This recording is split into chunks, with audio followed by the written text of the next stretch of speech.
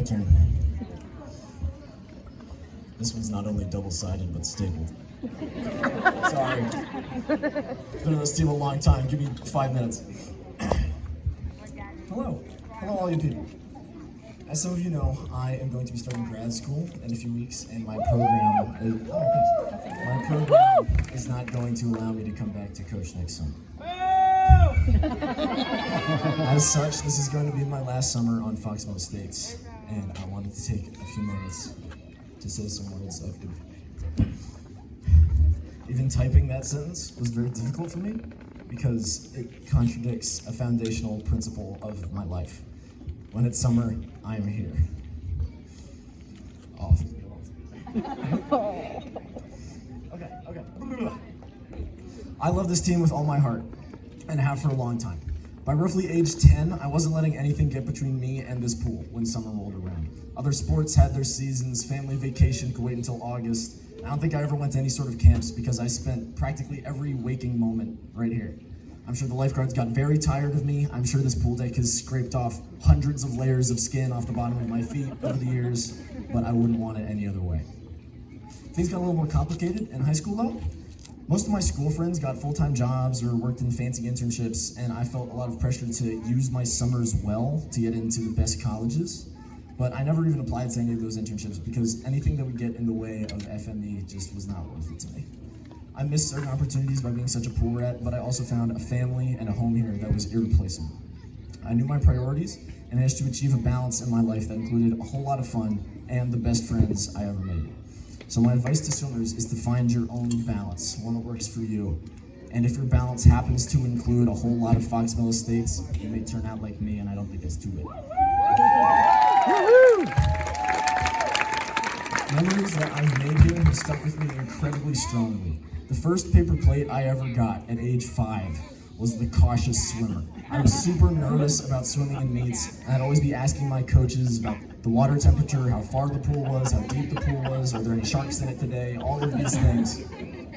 And these days, I like to tell the kids that I'm coaching that in my first ever meet, I jumped in for freestyle, swam to about the flags, and then held on the lane line and cried so hard that Coach Justin had to jump in and save me.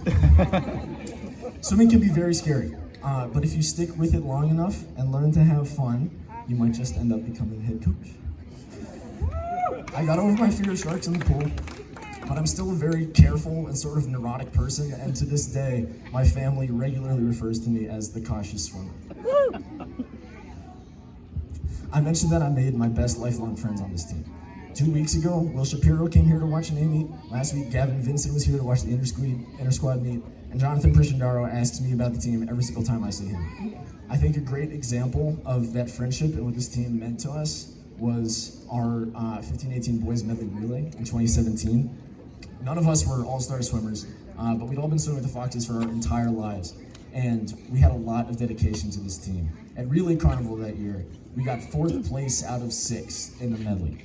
Now everyone gets excited and invested for Relay Carnival, but the 4 of us brought that love and energy to every meet, and that relay team won 5 times out of 5 on Saturday A meets. Based on times, we should have gotten like 2 wins, but while the other team was missing their star breaststroker for the week or just weren't trying as hard outside of Relay Carnival, the 4 of us cared a lot, and we scooped up 5 wins, the last by only 0.07 seconds. I think the dedication to that team shows in the fact that it included Ben Kobe, who coached here for a year, Josh Umbrell, who coached after him and did Foxmill Winter Swim, and myself, who's obviously still here. In terms of accomplishments in the pool, those 5 blue ribbons are what I'm proudest of during my time here. But in summer swim, not all accomplishments take place in the water. 3 years, I went back and edited it this afternoon, 3 years in a row of winning the Division Sportsmanship Award. It would have been unthinkable on this team 10 years ago. And I'm so incredibly proud of how we've all come together to become one of the kindest, most spirited, and definitely the best dancing team in the MSC. That sort of group is a monumental accomplishment that takes years to build. I owe my gratitude to all of my previous coaches, from Justin to Chris, Becca and Leanne, and especially Jill, who taught me how to be a coach. Anything I've accomplished on this team would have been impossible without the love and support from my dad, who volunteered enough time to become a referee, and my mom, who I don't think missed a single meet in 14 years.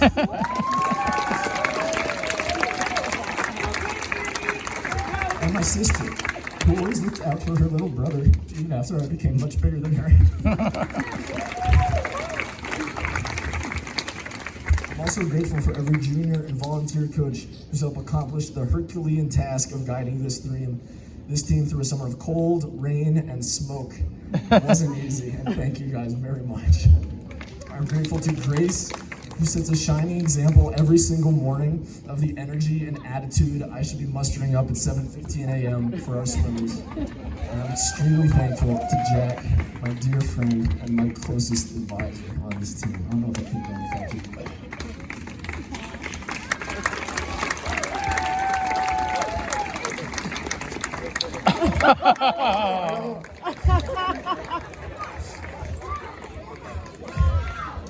I'm just gonna keep going. Personally, as a kid, I was a really huge fan of Coach Chris. During his last season on the team, I wrote down a couple things that he said on a piece of paper and decided to stick it to the ceiling of my room, where it resides to this day. He knew better than anyone how to have fun on a summer swim team, and as fun was priorities number 1 through 5 this summer, you can guess where I got that from. But his advice, okay, quiet. His advice that stuck out to me was about attitude. He told me that heart is the only thing that really matters. You can be swimming terribly or going best times every week. It means nothing without heart.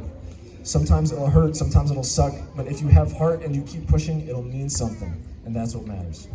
It's easy to be happy and cheerful all the time when you're going best times and swimming well, but it is much harder when you're not.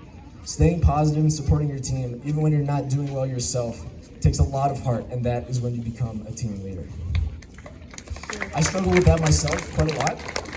For years and years, I wanted nothing more in my whole entire life than to have my name on that record board. It meant everything to me. I wanted to make a visible impact on this team and came tantalizingly close a couple times. I remember spending multiple nights not being able to sleep because I was so excited at my next chance to get a record. I changed my diet for whole summers. I was improvising training regimens, and I had literal dreams several times about seeing my name there. As my last year drew to a close, though, I had to deal with the reality that it just was not in the cards. That was really challenging for me. I had moments of extreme disappointment in myself, where I'd sulk in the parking lot, devastated and confused because I couldn't drop time. I regret those moments now, which I could have spent cheering for my team. And believe that's why I never won the Justin Anderson Award, which I'm still a little sad about. But over the past 5 years, I've realized that breaking a record is the only way to impact the team. I have loved coaching more than I can say. My strength on this team was never my backstroke time, it's my dedication. And as it turns out, I am getting a different sort of record this year. Unless my math is wrong, and excluding a couple pairs of parents, I now share the record for the longest time spent on Fox States with Justin Anderson, perhaps the most influential person this team has seen in 19 years. Fox States forms a core part of my being. I don't know who I would be without this place and all the people in it, and I'm so grateful for that. My time here has meant so much to me, and I hope that as a coach, it has meant something to you too.